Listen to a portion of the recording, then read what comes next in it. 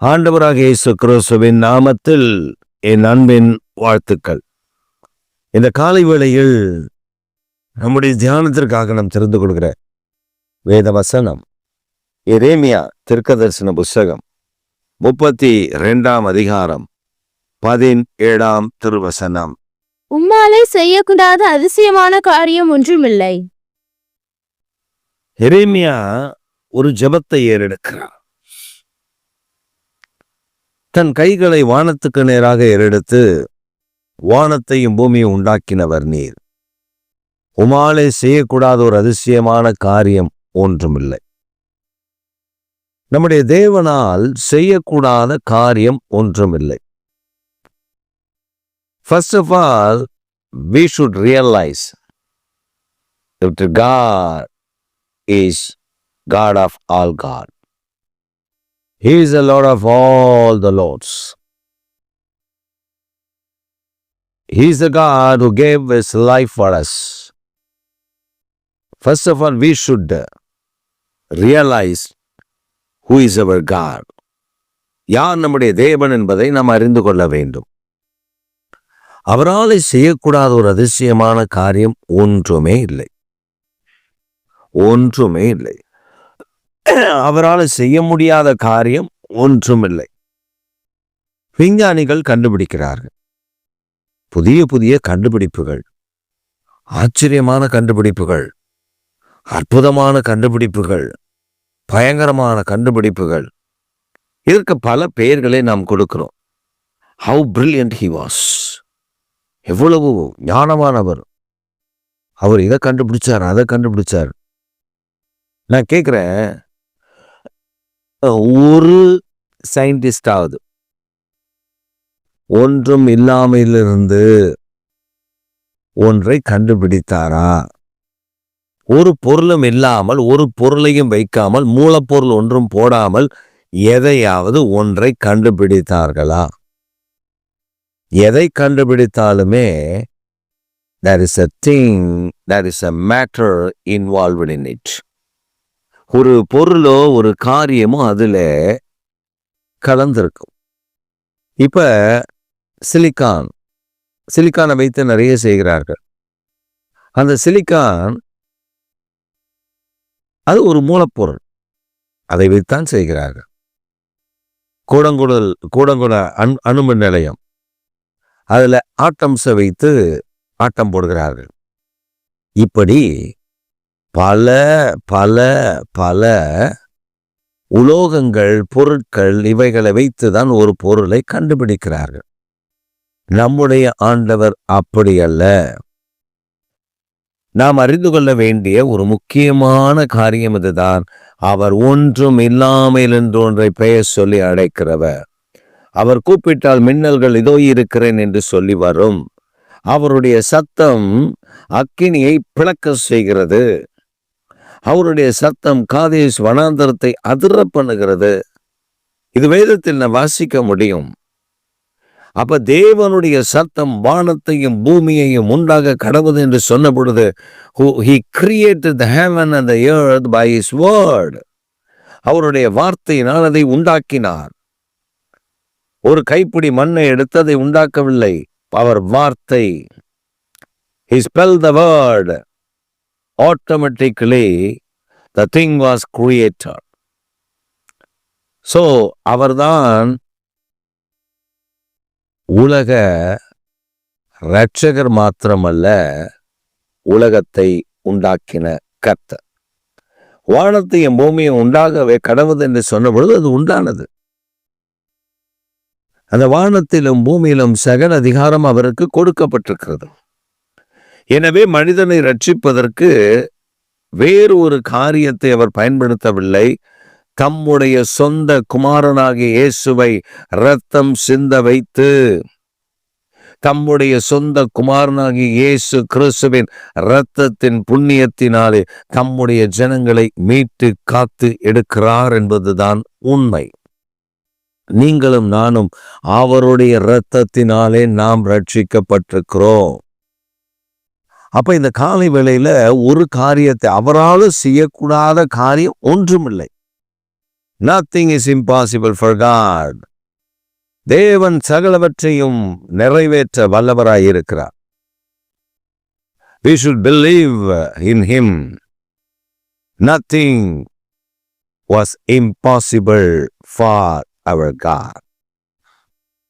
அதனால்தான் யோபு சொல்லும் பொழுது சொல்லுகிறார், தேவரீ நீ சகலத்தையும் படைக்க வல்லவர், சகலத்தையும் செய்ய வல்லவர், நீ செய்ய நினைத்தது ஒன்றும் தடைபடாது என்று அறிந்திருக்கிறேன். ஒன்றும் தடைபடாது. இன்றைக்கு அநேக அற்புதங்களை கர்த்தர் செய்கிறார். மனிதனால் செய்ய முடியாத, மனிதனால் நடப்பிக்க முடியாத அற்புதங்களை செய்கிறார். அதனால தான் எரேமியா சொல்லும் பொழுது அந்த வசனத்தை சொல்லுகிறார். எரேமியா சொல்லும் பொழுது, உம்மாலே செய்யக்கூடாத ஒரு காரியம் ஒன்றும் இல்லை. உம்மாலே செய்யக்கூடாத ஒரு காரியம் ஒன்றும் இல்லை.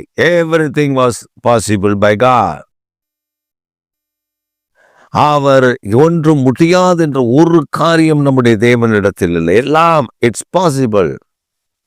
Nothing was impossible for God.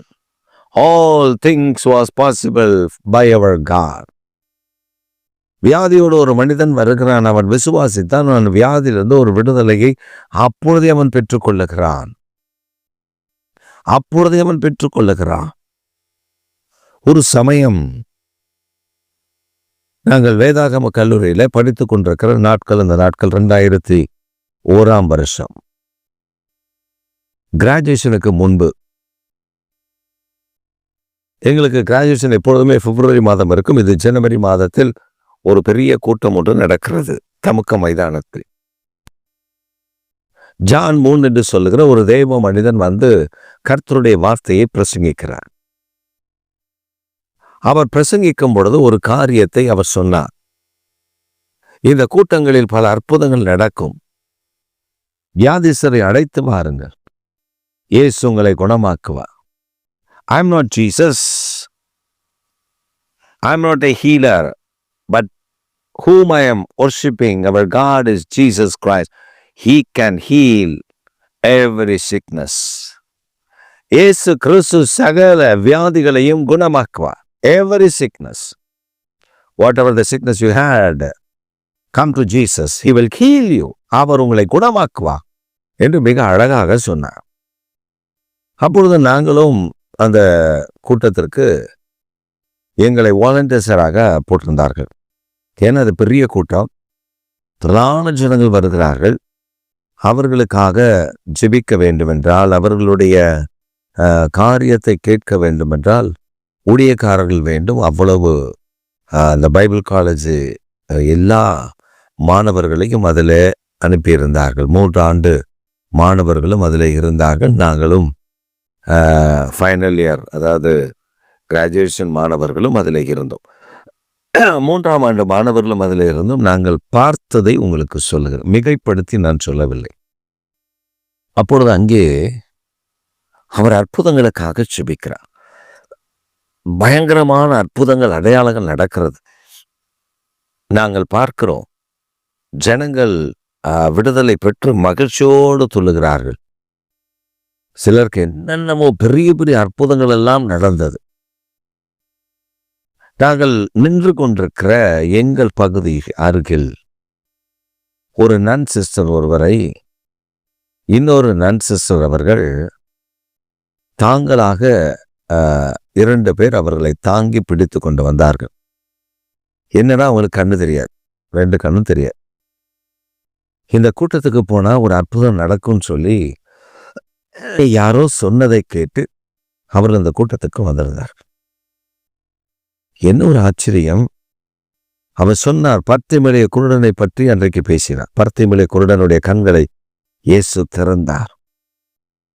அவன் தன் போட்டிருந்த கோட்டை அப்படி கழட்டி எறிந்துவிட்டு இயேசுவின் பின்னே கத்திக்கொண்டே ஓடினான். அவன் கத்தினான், தன் கோட்டையெல்லாம் தூக்கி போட்டான். இனி எனக்கு அது தேவையில்லை, இயேசு என்னை சந்தித்தால் நான் குணமாகி விடுவேன் என்று. அவர் எங்கே இருக்கிறார் என்று கண் தெரியாதவன் தேடுகிறான். இயேசு அவன் அருகில் வந்தார், அவனை தொட்டார், சுகமாக்கினார். இதை அவர் அந்த மேடையிலேயே அந்த பர்த்திமேயு குருடன் எப்படி கூப்பிட்டான், இயேசு எப்படி வந்தார், அவனை எப்படி தொட்டு சுகமாக்கினார் என்பதை அவர் ஆக்ஷன் மூலமாகவே காண்பித்தார். அவர் பிரசங்கித்து முடிப்பதற்குள் இந்த அம்மாவுடைய 2 கண்களும் தெளிவடைந்து தெரிய ஆரம்பித்து துள்ளுகிறார்கள், குதிக்கிறார்கள். கண் தெரிகிறது, கண் தெரிகிறது, கண் தெரிகிறது என்று. அங்கிருந்து அவங்க வாய மூடி, சத்தம் போடாத, நீ நன் உடையில இருக்கிற, இது பெந்தகோஸ்தே கூட்டம், கேவலமா போயிடுவா, போவோம் அப்படின்னு சொல்லி அவர்களை அழைத்து கொண்டு போய்விட்டார்கள். ஆனால் அற்புதம் நடந்தது உண்மை. அது மட்டுமல்ல, பல நொண்டிகள் சுகமானார்கள், பல காது கேட்காதவர்களுக்கு காது கேட்டது. இப்படி பல அற்புதங்கள் அந்த கூட்டத்தில் நடந்ததை நாங்கள் பார்த்தோம். எங்களுக்குள் ஒரு விசுவாசம், தேவனால் கூடாத காரியம் ஒன்றுமில்லை. இந்த காலை வேளையில் இந்த செய்தியை கேட்டுக்கொண்டிருக்கிற அருமையான கர்த்தருடைய பிள்ளையே, நீ ஏதோ ஒரு காரியத்தில் ஒரு அற்புதத்திற்கு காத்திருக்கிற. என் தேவனால் இது செய்ய முடியுமா? Somebody disturbing me. Somebody telling me that he will not do this thing. Unfaithful word. ஒரு விசுவாசம் வார்த்தை எனக்கு இல்லையவா, என் விசுவாசம் அவ்விசுவாசமாக இருக்கிறது. ஆனால் இன்றைக்கு கர்த்தர் உங்களோடு தான் பேசுகிறார். அருமையான மகளே, அருமையான சகோதரி, அருமையான சகோதரனே, உன்னை குணமாக்க அவரால் முடியும். அவராலே கூடாத காரியம் ஒன்றும் இல்லை. உன் வாழ்க்கையில் அற்புதம் செய்ய அவரால் முடியும். உன் வாழ்க்கையில் அதிசயங்களை நடப்பிக்க அவரால் முடியும். நான் பல உதாரணங்களை, பல காரியங்களை நான் சொல்ல முடியும். பல காரியங்களை நான் கண்டிருக்கிறேன், கேள்விப்பட்டிருக்கிறேன், அதை அனுபவித்திருக்கிறேன். கர்த்தரால் கூடாத காரியம் ஒன்றும் இல்லை. ஒரு சமயம் நான் ஊழியங்கள் எல்லாம் முடித்துவிட்டு வால்பாறையிலிருந்து புதுச்சேரிக்கு வர வேண்டும். நான் வால்பாறையில் இருக்கிற ஊழியங்களை முடித்துவிட்டு என் பர்ஸை நான் திறந்து பார்த்த பொழுது பல காரியங்களுக்கு உதவி செய்ய வேண்டியது இருந்தது. அதெல்லாம் கொடுத்து விட்டேன். சில காரியங்கள் ஆண்டவர் கொடுக்க சொன்னார், கொடுத்து விட்டேன். நான் என் பர்ஸை திறந்த பொழுது 50 ரூபாய் மாத்திரம் இருந்தது. It is not enough for my travel. என்னுடைய பிரயாணத்திற்கு அது பத்தாது. எனக்கு குறைஞ்சது ஒரு 400 ரூபாயாவது வேண்டும். இப்பொழுது அதெல்லாம் பத்தாது, ஆனால் அப்பொழுது நான் சொல்லுகிறேன், ஒரு 400 ரூபாயாவது வேண்டும். ஆனால் எனக்கு அந்த பணங்கள் இல்லை. ஸோ எனவே நான் ஆண்டவரிடத்தில் ஒரு ஜெபம் பண்ணேன். ஆண்டவரே, இந்த காசு இருக்கு, நான் ஊருக்கு போய் ஆகணும், உமக்கு தெரியும். அதனால் நான் இந்த 50 ரூபாய் வரல எவ்வளவு தூரம் அவர்கள் என்னை கொண்டு போவார்களோ அவ்வளவு தூரம் நான் போய்விடுகிறேன். அதற்கு பின்பு நீர் எனக்கு என்ன சொல்லுகிறீரோ அதன்படி நான் நடந்து கொள்ளுகிறேன் அப்படின்னு சொல்லி ஒரு சின்ன ஜெபம் பண்ணிட்டு நான் அந்த கண்டக்டர் வருகைக்காக காத்திருக்கிறேன். திடீரென்று ஒரு வண்டி, ஒரு வாகனம், ஒரு 2 வீலர் என் அருகில் நின்றது. அங்கே ஊழியக்காரர்களே மிக மரியாதையாக ஐயா என்று அழைப்பார்கள். நான் ரொம்ப சின்ன பையன்தான். அப்போது ஐயா என்று அழைத்தார்கள். நான் திரும்பி பார்த்த பொழுது கர்த்தர் உங்களுக்கு கொடுக்க சொன்னார் என்று அவர் ஒரு கவரை கொடுத்தார். நான் சரி, ஆண்டவர் தூது அனுப்பியிருக்கிறார் அப்படின்னு வாங்கி அவருக்காக ஒரு ஜெபம் பண்ணினார். அவர் உடனே அவர் அடுத்த பதிலுக்கு காத்திராமல் அவர் சென்று விட்டார். நானும் அந்த கவரில் என்ன இருக்குன்னு திறந்து பார்க்க ஆர்வமாக இருந்தேன். அந்த கவரை திறந்து பார்த்த பொழுது அப்பொழுதுதான் நான் முதலில் 500 ரூபாய் தாளை பார்க்குறேன். அதில் ஒரு 500 ரூபாய் தாள் அதற்குள்ளே இருந்தது. எனக்கு தேவை 400 ரூபாய், மீதமானது 150 ரூபாய் என் கையில் இருந்துச்சு. எவ்வளோ பெரிய சந்தோஷம் பாருங்க. நான் அதை கொடுத்து டிக்கெட் எல்லாம் வாங்கி என் பிரயாணத்தை சுமூகமாய் கடந்து செல்ல கர்த்தர் அனுக்கிரகம் செய்தார். இந்த காலை வேளையில் இது மட்டுமல்ல, பல அற்புதங்களை நான் சொல்ல முடியும். நேரம் சம்மதிக்கவில்லை. ஆதலால் ஒன்றை நான் உங்களுக்கு சொல்லுகிறேன், அவரால் கூடாத காரியம் ஒன்றுமில்லை. நம் இயேசுவால், நம் தேவனால், நம் பிதாவால், நம்முடைய பரிசுத்த ஆவியானவரால், பிதா குமாரன் பரிசுத்த ஆவியானவரால் கூடாத காரியம் ஒன்றுமில்லை. ஆதலால் அவர் மேல் முழு விசுவாசத்தை வையுங்கள். இன்றைக்கு அற்புதங்களை காண்பீர்கள். ஆமென்.